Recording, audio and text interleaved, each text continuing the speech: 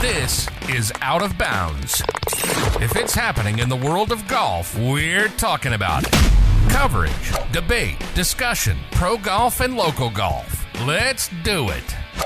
This is Out of Bounds. And here are your hosts, Nate Sharman and Josh Durso. All right, welcome back to the Out of Bounds podcast. Josh Durso and Nate Sharman here with you the morning after the Cognizant Classic at PGA National.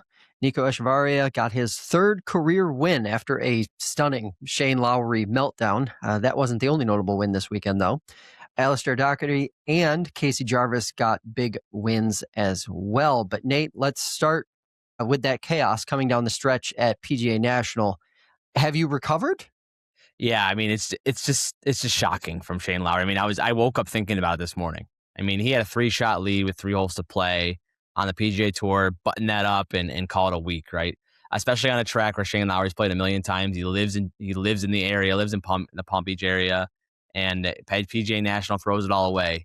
He gets up on the tee on 16 and goes with less than driver, right, and hits a 3-iron beyond right into the water. Didn't even have a chance of staying up on green grass, right? And then he makes double there, and then on 17 he hits it in the water again and makes double there, and Nico runs away with a trophy. And it's just amazing for a guy that won the Ryder Cup for Team Europe last year with that clinching putt, won the Open Championship at Royal Portrush. So this guy has a guy that can battle pressure, right? And he's shown and proved that he can get through pressure, but it got to him yesterday, which is just beyond crazy. Yeah, one of the biggest facts that I heard dropped yesterday on the broadcast was, he's actually coming into yesterday, he was 1 of 5 in converting 54-hole leads. I guess now that would make him 1 for 6. And, obviously he's won the big one before, right? So we know he can do it, but it was just incredible to see. I think, if I recall correctly, it was the first time since 2016 he went double par to finish or went back-to-back doubles. I mean, it's just insane to see someone of his caliber do that coming down the stretch. And you sort of wondered, like, after the first one happened, the body language started, after that first block tee shot, the body language started to change a little bit. And then the second one, as shocking as the first tee shot was, the second tee shot, I think, was even more shocking, right? Yeah, it's just like, I don't know. I was almost kind of stunned when it happened on 16 because he hit it so far right that he had to drop farther back. So, like, naturally, if you hit in the water there on 16, you can still make a bogey pretty easily. You drop up there and you knock it on the green, and you 2-putt, right? Or you knock it by the green. And, if he just makes a bogey there, that's okay, I think, right? But he makes a double, and that's just like, whoa. And then after he makes double, Nico then on 17 knocks in a birdie putt, like a 15-footer birdie putt, and all of a sudden we're tied. 2 seconds ago, Shane Lowry had a 3-shot lead, and now we're tied. And it was crazy. It just goes to show what the bear trap is like, but it's crazy for Nico on 17. His ball barely made it over the water. I mean, that pin placement on 17 is a fun one, right? Flirts with the water, right? And he went right after it. I think he went right after a little bit more than he probably planned, but still, it barely crossed. And you should see him and his caddies, their reaction when it landed on dry land right by the pin, right? And then Nico talked about how it was a relatively straight putt up the hill, and he knocks it in and gives a big old fist pump after it, right? Because he knows that Shane Lowry, butchered the last hole, and he makes birdie there, and he puts himself in position. So pretty impressive. All the stuff with Shane Lowry, though, it's overshadows Nico a little bit, I think. Nico shoots back-to-back 66s on Saturday and Sunday. Doesn't make a bogey on the weekend. I mean, it's not like just Shane Lowry just threw this all away. Nico played some unbelievable golf to get into the position to win. So I think just by going that and seeing him afterwards, talking to the PGA Tour and talking afterwards about how he just bought a house here and his wife was there closing on the house on Friday during the round. He talked about how he told his wife and he told his financial advisor before the week started that he's going to win this week, and he went out there and did it. By the way, Josh, I wish Nico would have told me that he was going to win. Maybe he could have sent me a text. That would have been cool. But as he hit about 60-1. But I think it's pretty cool to get his third win like that, and to get it in a place where he's going to be a resident of is pretty darn cool. Yeah, it's pretty interesting too to think about the fact that, in addition to that great weekend play, he opened with a 63. Like, he came out firing. Yeah. Like he was in position, and at the end of the day, after I had a few minutes to digest what I had watched down that back nine, Shane Lowry looked like for the first 12 or 13 holes, like he was on offense. And coming down the stretch, it just looked like he was on defense, even though he had the lead. And maybe that was part of it. Like psychologically, he was playing, a little bit of defense, just trying to hold on to get the win. Nico was not. Like he was very clearly playing to win the golf tournament. And it just goes to show you how, those two philosophies can have very different outcomes, especially under the pressure test that is any PGA Tour event. Obviously, this is big for him. It's Nico's third tour win in 94 starts. You and I were texting last night. It's kind of funny because now these two players, who I think for most golf fans, not a lot of folks may know who Nico Echavarria is, but same number of career wins as Shane Lowry. Yeah, it's stunning. 3. I mean, that's just, at the end of the day, and of course, Nico could prove us wrong here, but, he could go on a tear and he could have more wins and maybe he could build his stature up or his fame up a bit more on tour. But I think when both of their careers are said and done, Shane Lowry will be the more household name, like we were talking about on last week's show. And yet, these two players, for all intents and purposes, have accomplished on tour effectively the same thing. Yeah, I mean, Shane Lowry won it at Royal Portrush at the Open Championship, so he's a major champion. And the fact that, Shane Lowry has been a mainstay for the European Ryder Cup team for a long time, and he will continue to be. I would bet my life that he'll be on that team at Adair Manor in 27. But, yeah, it's just crazy to see a guy like Shane Lowry, who I talked about earlier, has been in every pressure situation you can even think of to battle out a golf tournament, right? Beyond bigger pressure than a non-elevated event at PGA National in Florida, a place where Shane Lowry lives, right? It should be really comfortable. So I just think it's really, really crazy, but that he did that. I was sitting there watching, and then I'm watching on Sunday, and on number 6, I believe, in the par 3, he knocks in like a 45-footer for birdie. And then he makes an eagle putt a couple holes later and makes another couple birdies. And I kind of started half watching, right? You're scrolling through TikTok on your phone or you're looking at other stuff on your phone. And then you look up and on 16, Shane Lowry hits this almost hosel rocket, maybe shank you can call it, into the water on 16. You go, holy shit, do we have a golf tournament here? I think I texted you right away like, holy cow, like what's going on here? Do we have something on our hands? And then he hits in the water on 17. And it's crazy, Josh, for a guy that dominated all day. He hit in the water on 17 and kind of over. You know what I mean? Like it's like he goes to the drop zone and he hits this like pedestrian wedge to about 30 feet. Like if he hits that ball up close by the pin and somehow makes bogey, then we're talking about a different golf tournament where he just needs a birdie to win. But he just kind of hits this pedestrian wedge, and you can tell he aimed a little bit left, and you could tell the rights were sort of bothering him those last couple holes. And it just goes to show how darn hard it is to win on the PGA Tour, no matter who you are, right? Yeah, and give him credit too, because he showed up and he talked to the media immediately afterward. And one of the things that stood out to me is, and it's so indicative of just golf in general, he said he felt like he was in complete control and then he just couldn't find the club face. And that's right. Like that is every golfer's experience. Anybody who's played the game either for a short amount of time or a long time, like we've all been there where you feel like you have it and you can do no wrong. And then in the blink of an eye, you literally just cannot find the club face anymore. I do think I don't quite know what to make of it. Maybe you can put something together here, but I can't quite figure out how I feel about this idea that Shane Lowry can play under the most intense Ryder Cup pressure one could possibly imagine and be clutch. Like he's a clutch player. Right, he is. And also a major champion, and yet in regular old PGA Tour events, not be able to convert. Yeah, it's truly shocking. I can't wrap my brain around it. We're not even, probably 6 months removed from the Bethpage on 18, him knocking in a putt, right? And it was a substantial putt to win the Ryder Cup. It might not have been on 18, I'm sorry about that. But, we're not that far removed from that, where this huge pressure player, right? When he fired that low round on Saturday at Portrush, and then there was a lot of weather going on Sunday, and he plowed through there to shoot that round and win and convert that golf tournament. And then he gets to PGA National, where things should be, a place where he lives, a place that's very comfortable to him, and this happens to him. It's something that even I just a person sitting on the couch watching the golf tournament, I woke up thinking about it this morning. Yeah, it's wild.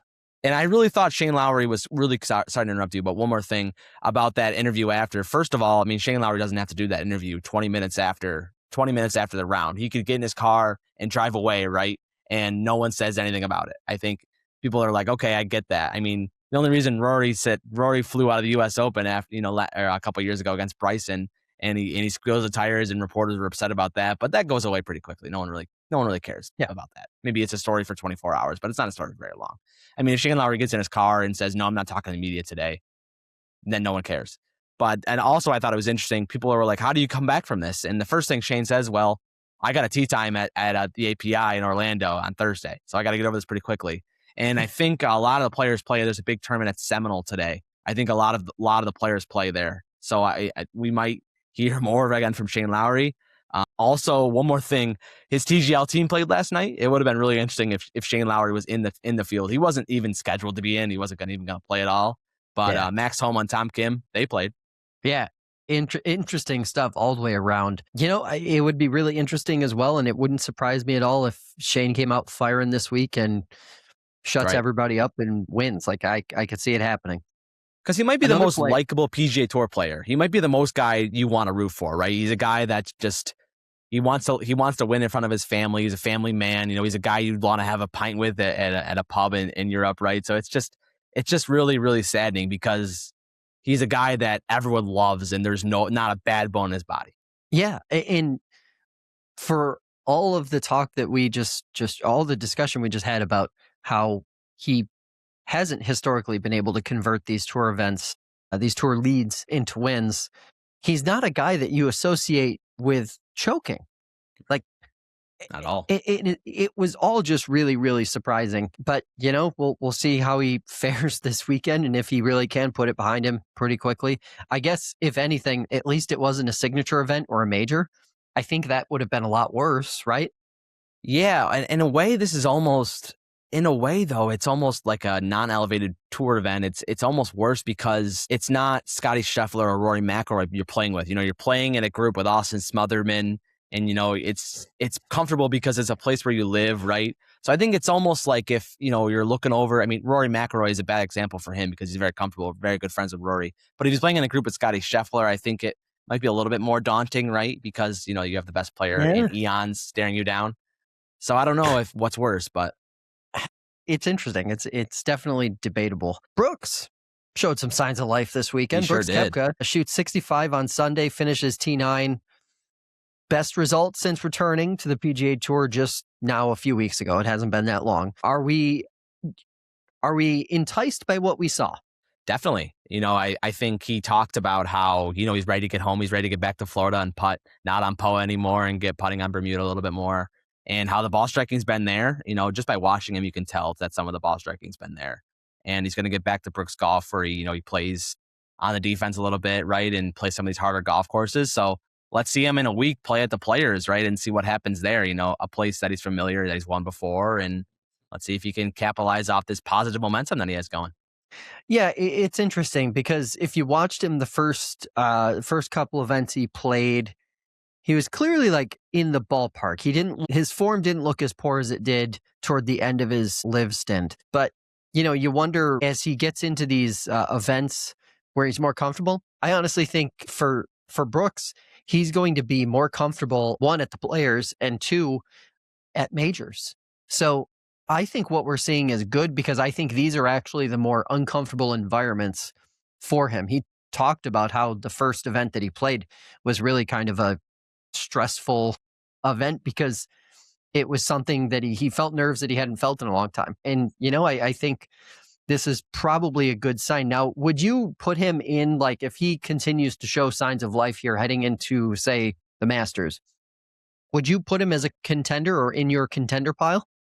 Yeah, I don't see why not. I mean, Brooks has showed that he's a guy that with a cream, when the golf is really hard, he rises to the top, right? He's a guy that's gonna mainstay. He's gonna hit to parts on greens. He's gonna two putt. He's not gonna when he's playing his best golf. He's not shooting 62, right? When he won all those majors and played really well in those, he's kind of outlasting you, right? And showing that when it's the hardest out there, he's gonna be right there. So I think a lot of the majors this year, he's gonna really have a chance to put some put some rounds together. And also he's gaining confidence by having this T9 finish. I mean, on Thursday, he shot over par and that round, and then he comes back on Friday and shoots 65 and says, if I'm out here just to make cuts, then I think I'm done. So I think that's a really good mindset out of Brooks. I really like that interview on Friday. I thought that was cool because he's showing that he's going to contend. It's just going to be a matter of time at this point. Yeah, it's interesting. Another little nugget there about the Brooks performance this past weekend. He switched. He's a Srixon guy. He actually switched from the Srixon Z-Star over to the Pro V1X. First time he's played those, I think, since the early 2020s. So I will say it is weird watching Brooks without that blade putter. It is weird. Yeah, it's the trend that we've been seeing and we've been talking about now week in and week out. These mallet large head putters have just become the standard. No one really plays them anymore. Let's talk about the schedule. We have a little bit of schedule chatter continuing. I was looking at this past weekend more from a course setup. It seems like every week now we got players talking about how course setup isn't optimal and that things need to change. And if the wind isn't blowing, they're going to tear it apart. And there was some debate and chatter about overseeding this past week at PGA National. I think the tour really needs to figure itself out, whether it means moving events to different times of year so that course conditions can be more optimal, whether that means it's better or easier or whatever the case may be, or harder, whatever. Take the difficulty out of the equation, so that you don't have this constant narrative of the course isn't that great. Like the course isn't that great. All the chatter about overseeding and how it was largely done to make the golf course essentially look better for TV means that it plays softer, plays easier, yada, yada, yada. This just can't be something that the tour has its guys yapping about every single week. It's like the Thursday, Friday storyline every week is course condition. I don't like it.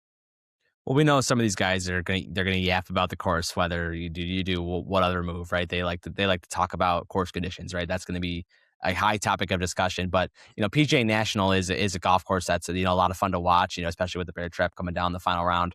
To the chagrin of Shane Lowry, we saw a great finish yesterday, right? And I know that's unfortunate to say, but it's kind of the truth, right?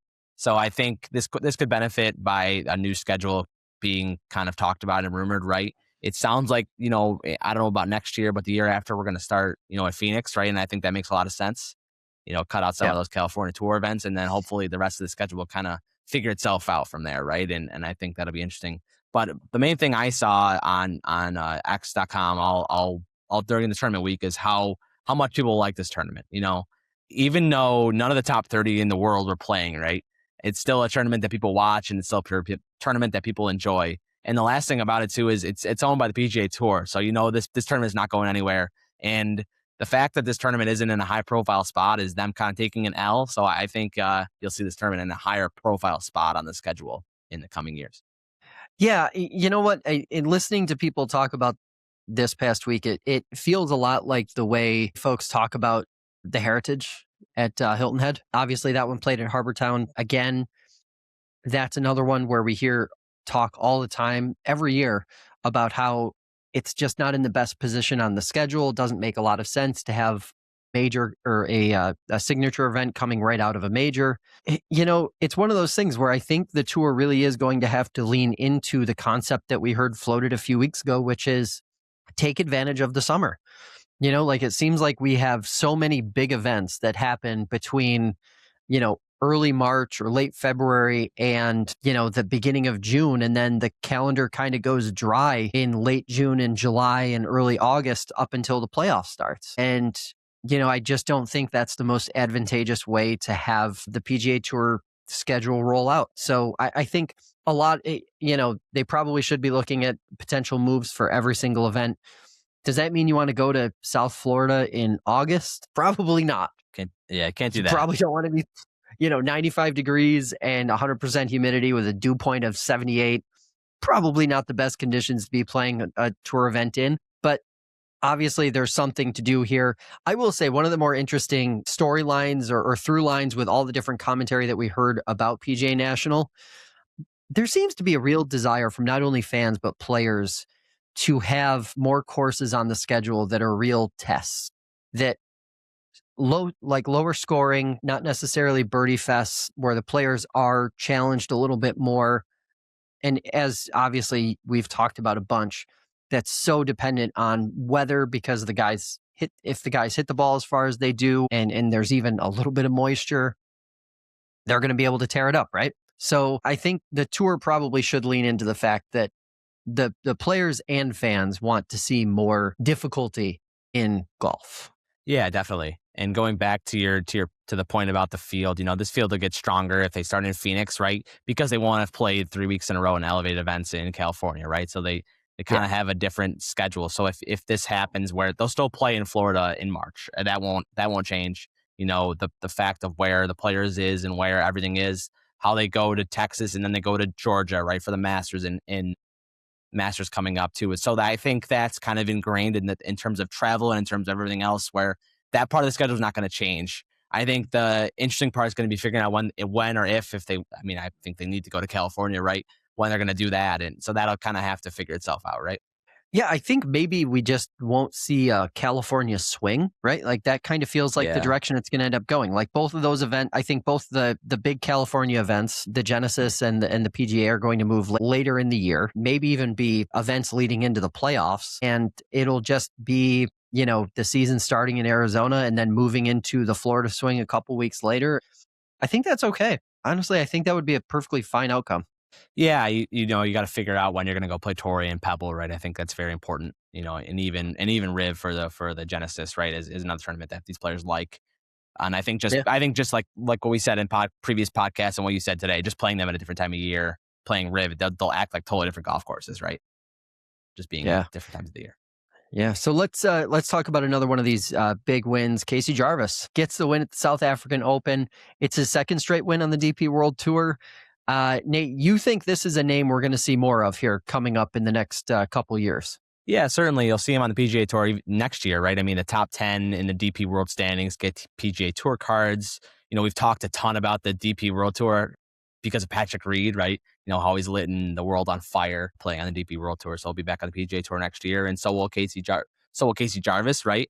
And I think that's really cool. Patrick Reed finished T29, so another solid finish for P, and we'll see him back on tour next year.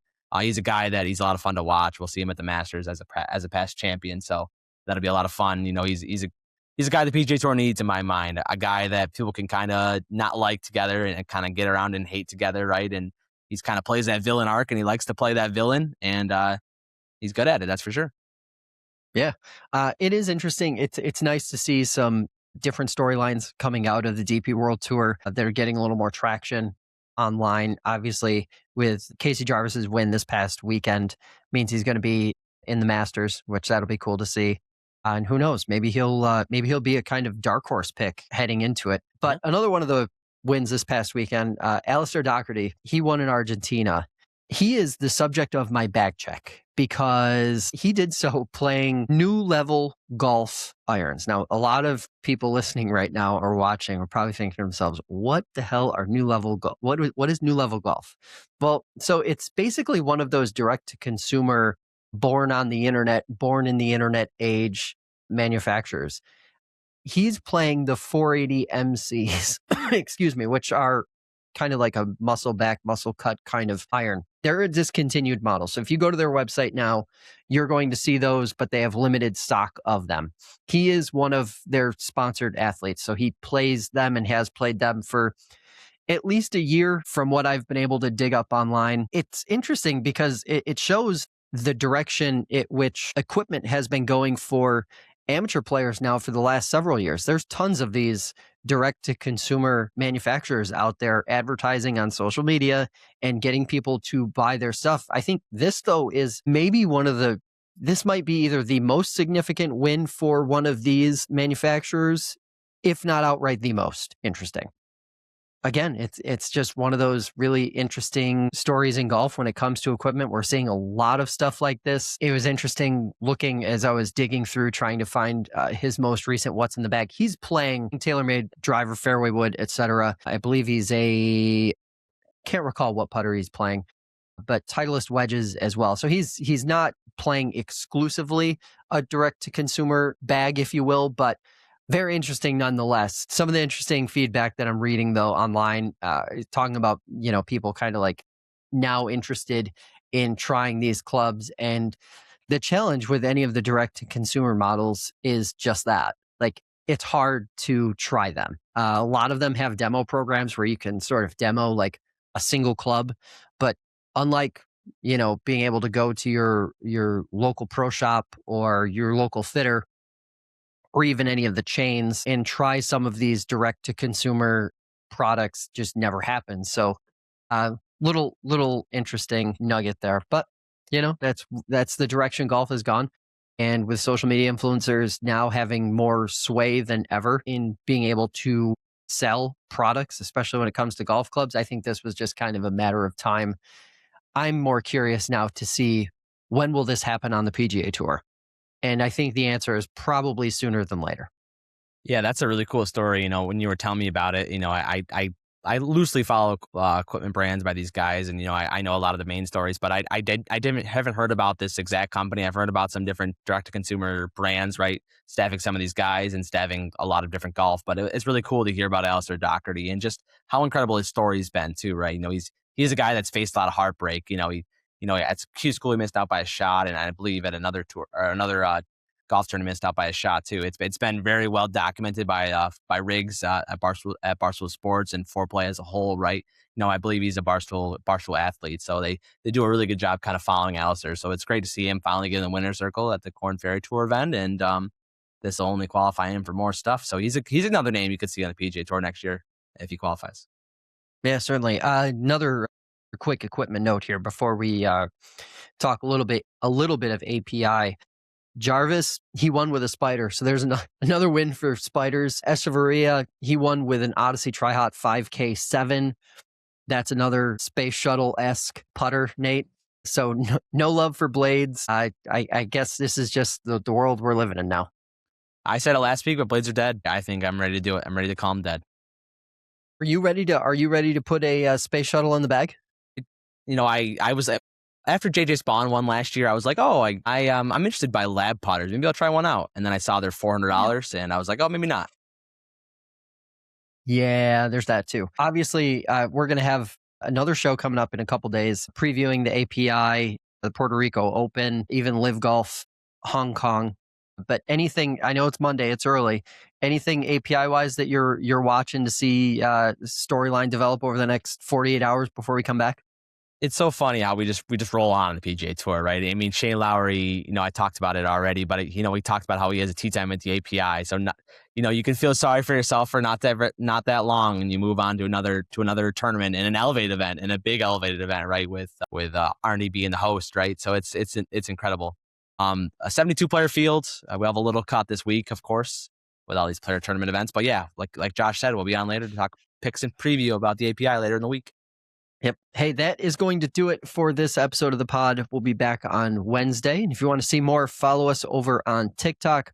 We're posting there in between episodes. And of course, it's an easy way to let us know what you're thinking. Hope everybody has a great start to the week. And you know the drill. Whether it's down the middle or out of bounds, keep on swinging.